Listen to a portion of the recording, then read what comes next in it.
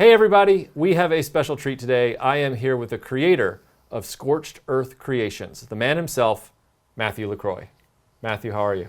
Great to be here. It's quite a dream come true to be in the RetroBlasting studios. So. Sometimes it is for me when I just want to come hide. Yeah. Right, yeah. I'm still taking it all in, Michael. I mean, let's start at the beginning of your toy history, okay? So you are about my age, so that means born in the late 70s, grew up in the 80s in the heyday. Tell me a little bit about your first toy lines that you had, what you liked to collect when you were a kid, and then we'll get into Joe's. As a kid, the most iconic toy lines, it probably started with Masters of the Universe, He-Man, TG&Y was a department store there, and started with He-Man, and of course I loved Mask, superpowers, huge Batman fan growing up. But when G.I. Joe hit, it kind of hit after school for me with the cartoon.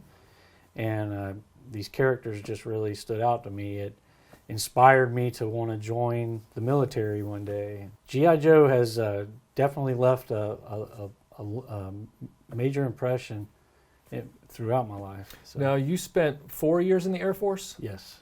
Okay. What was it about G.I. Joe that made you choose that branch? Well, actually, I didn't choose the Air Force originally. I was going to join the Navy. And my stepfather was an airman, and he kind of talked me out of it. And I scored high enough on the ASVAB, so I said, okay, I'll join the Air Force. Really? Yeah. That's awesome. So when you were growing up, who were your favorite Joes? Well, growing up, absolutely Duke and Flint. I know there's a lot of kids or a lot of adults now that love the bad guys, love Cobra, things like that. But I really like the idea of the John Wayne type hero, Duke, Flint, and all the side characters. It wasn't like G.I. Joe was just going to give you several versions of these. We had so many characters involved in the Joes, and I started liking a bunch of them, really. Well, it's good to hear you say that because it makes me feel less alone. Because I was the kid that always loved the heroes. Right. And a lot of the other kids, for some reason, they liked Darth Vader and Firefly from G.I. Joe and Zartan and all those guys. Not that they're not cool, but I liked the heroes. I liked the Luke Skywalkers. I liked the Flints and Snake Eyes, and Dukes. I had Duke, of course, growing up. So, yeah, there's something about the hero for me that I always gravitated towards. I always ended up with more good guys than bad guys for the most part. I don't know why that is. I did have the robot Cobra Commander, although I don't know if that's a bragging right or not. So, yeah, that's kind of like the '87. That year was really important to me because it turns to one of my favorite characters, which is Outback. Chuck Norris. A kid. Red hair. He had this big red beard. I thought it was really cool. Did you watch a lot of Chuck Norris growing up? Actually, no. I watched more of the Arnold Schwarzenegger, Sylvester Stallone movies. I'd seen a couple of Chuck Norris movies, but he wasn't like Commando or Rambo. Right. But he'd probably kill me right now if he heard that. But, Tell me a little bit about when you were playing with your Joes versus other toys. What was it about G.I. Joe's toy line that made it so special to you in retrospect? With the Joe figures and vehicles, small play sets, I never had the really big play sets as a kid, but I could go outside with the Outpost Defender and make my own scene, with, a sand pile or something and stage everything. So the Joes they'd slip in your pocket. You could take them out wherever you needed to go. They were just the perfect scale to me. So it was the versatility and the portability of the Joes that really, interesting. Now, did you have a number of the vehicles?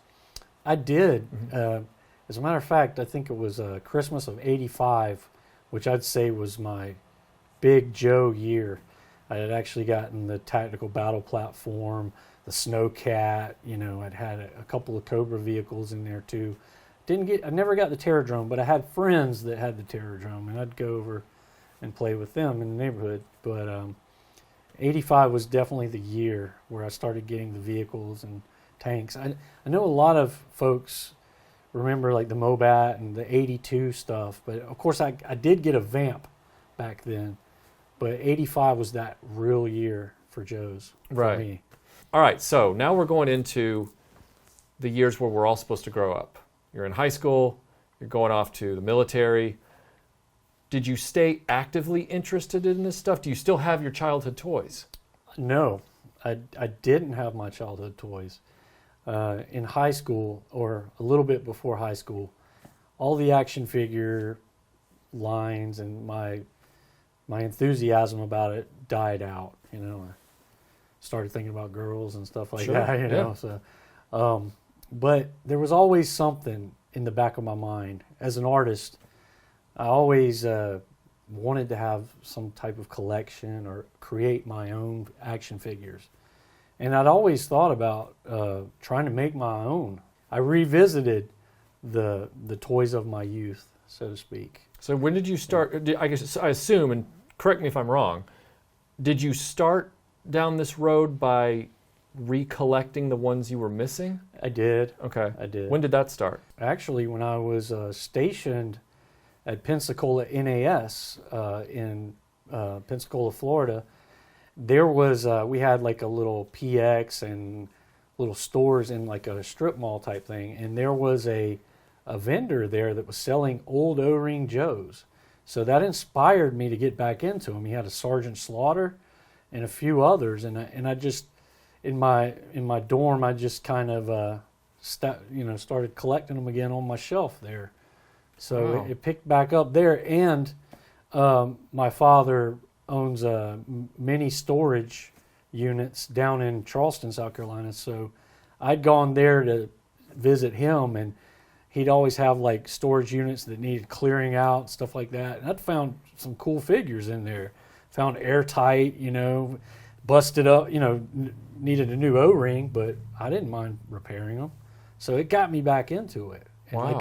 like I was a kid again. That's amazing. Yeah. Yeah. So you're slowly collecting these figures up again, filling some holes, probably getting on eBay at this point, I assume. Exactly. Yeah. Well, do you remember the first Joe you bought off eBay?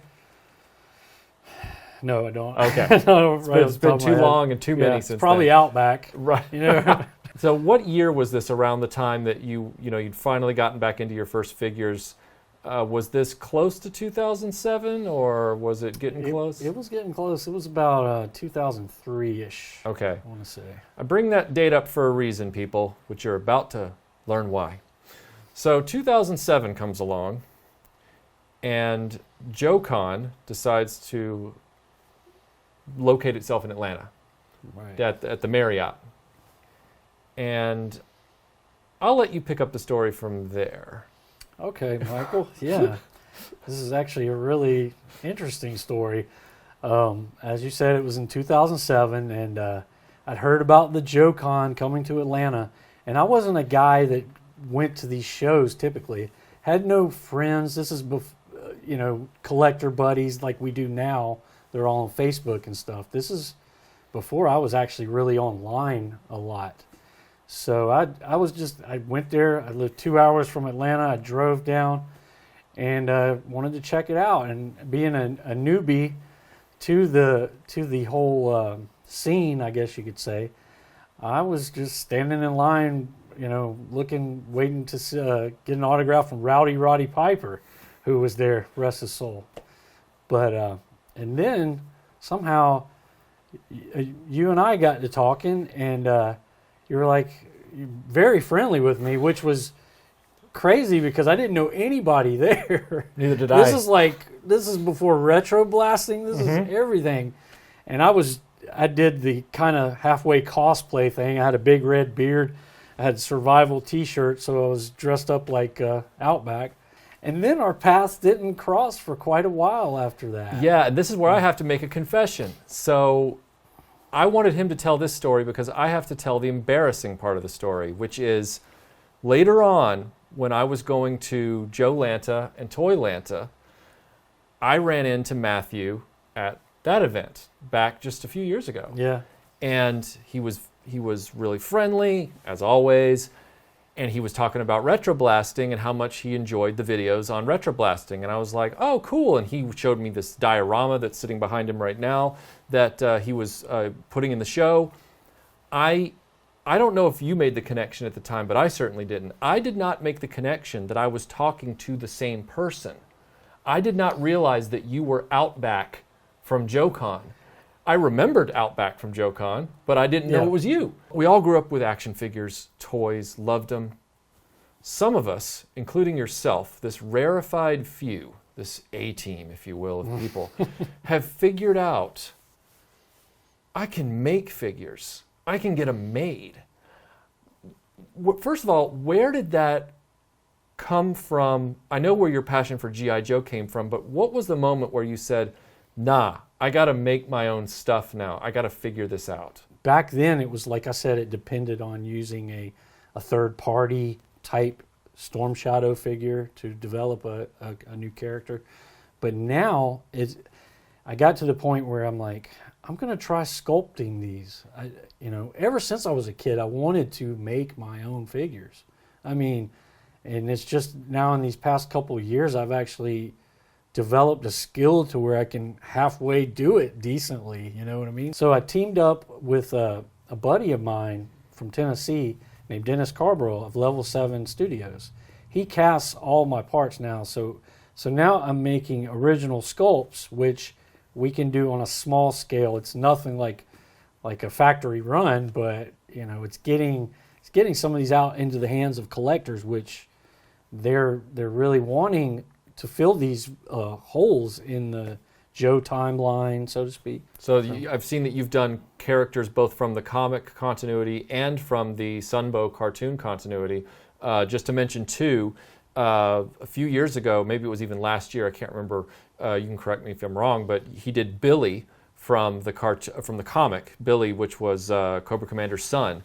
And then this year, you've worked on a G.I. Joe the movie Cobra Commander half transformed into the Snake Man, which is wildly impressive. And it appears you've done it in both the O-ring configuration and the 25th anniversary style. That's right. I recently finished a modern one, which we actually do have plans of doing a run of that as well for all the modern collectors out there. So we just want to try to reach everybody. What kind of a hurdle was this? I mean, obviously you knew that somebody was able to do it. Black Major was doing it right now, and you were able to get those first few things cast and moving. But then, how do you take the next step? Who you gonna call? I mean, like, you don't have to name names or anything, but it's like, how do you figure that out? Like I said, this friend of mine, Dennis, he's so talented at what he does. There's only a handful of casters that could produce on this scale, on this many figures, and then of course we have to hand paint everything and assemble everything from the rivets all the way to the O-rings, so it's a lot of work going into just 50 of them. So you're hand doing each one of these 50 figures down to the rivets? Absolutely. Yeah. What was the learning curve on that? You just got thrown into it, and you better figure it out because people are expecting this. So how many of the first bucks, I guess you call it, were sort of the training wheels before? The training wheels were actually getting sprues, or I guess you would say they were on a tree, like from Black Major. They were the V2 Snake Eyes, which came in assorted colors and everything. And I just started practicing with those. Had a friend help me modify a pair of pliers to squeeze the rivets, and figured out how to get the rivets and things like that. So we just jumped in and got busy. So just felt like it was meant to be, That is amazing. How do you pick the characters you're going to do? A lot of times people will say, hey man, you really need to make this. Why don't you make this character and that? And of course I have some ideas, but I can't take all the credit because a lot of these guys know the comic continuity a lot better than I. Actual Cobra Commander was suggested to me by another friend, Jason Lucky, a friend of mine. who actually we were partners on this project to commission Dennis to produce all the plastic we needed to. I can't take all the credit either for assembling because Jason Lucky did a lot of the assembling. I did all the hand painting work, but then I sent everything to him to do the screws and all that. He has all the hardware and stuff, and he did the packaging as well and distribution of them because it was an online exclusive. And you've done how many exclusives to this point? To this point, I think, don't quote me on this, I've done 3 or 4. Mm-hmm. You mentioned Billy. That was the first one where I really got my feet wet into this with Ed Schumacher and his show. So at that point, they started becoming a little bit more complex as we've been growing. And then we're absolutely to the point where like, we want to do an all original sculpt. We don't want to have to rely on something that's already out there. Wow. For a custom. I just can't believe it. And the speed with which you turn this stuff around. I mean, so he contacts me before this interview and he says, hey, is there a character from pop culture that Melinda likes?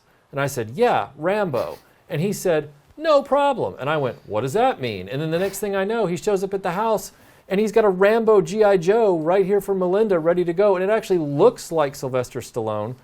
The speed with which you're able to, is that just because of the experiences you've had on the previous figures? You just know how to turn this around? It is a little bit of that. The more I sculpt, the faster I get, of course. But it's actually funny because my friend Dennis in Tennessee, he'll tell me, we need to work on this, we need to work on that. And then he'll say, now wait, I don't want you to just finish this in 2 days and send it to me. I want you to really make sure it's on point, right. But we joke around about the speed of it. Yeah, if I get some solid time to sit down and work on something, which is hard with a lot of kids and stuff, but staying up late at night, I can get things done. You have also entered into competition.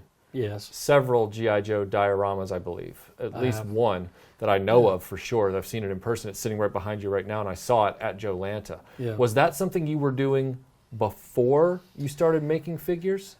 It was, actually. I started with the dios, and I actually started selling those on eBay.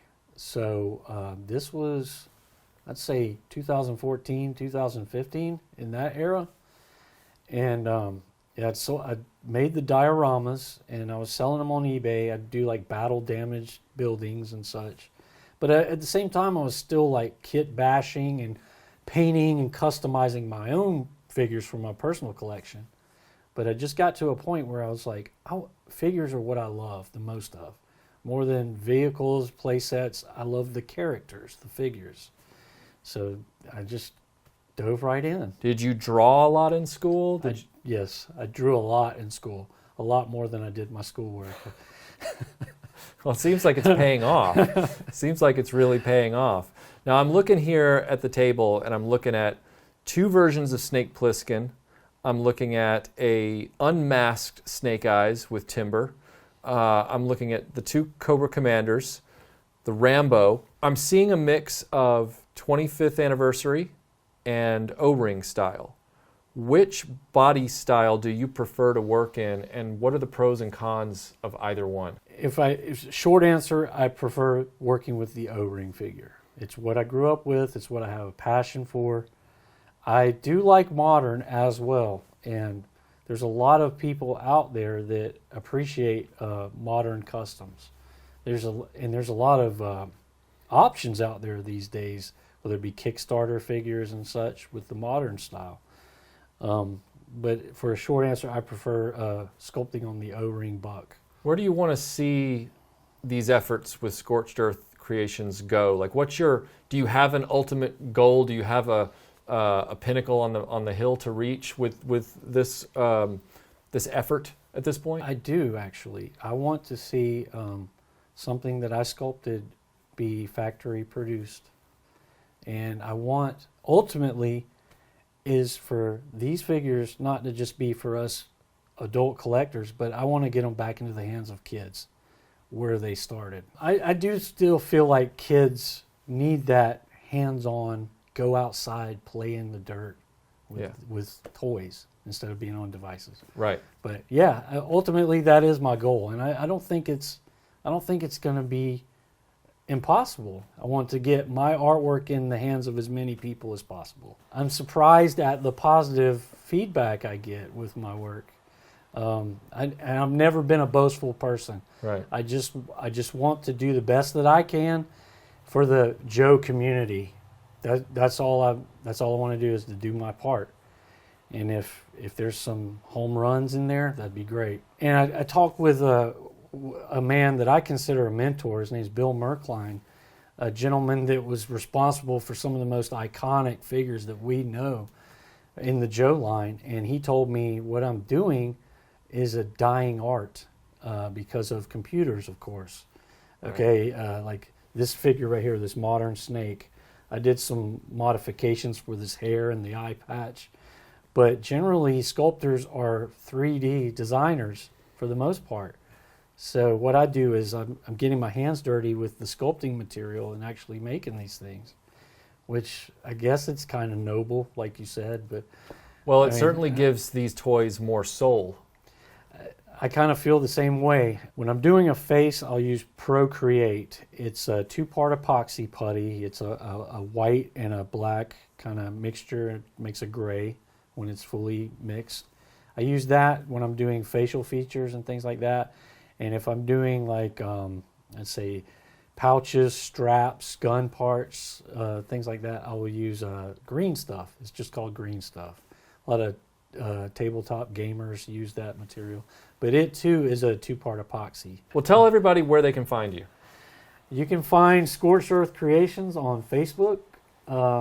That's where you can directly contact me. So I'm looking forward to talking with everyone. Awesome. I'm so glad that we finally figured out who each other was again. And I'm also really glad that we now know that we don't live that far apart. Right. And so we can finally reestablish contact. Yeah, So, absolutely. Yeah. So I'm going to be bugging the heck out of you, man. Bug me. That's fine. Bug me. Yeah, man. Thank you so much for taking the time. Absolutely. Yeah, Matthew LaCroix, everybody.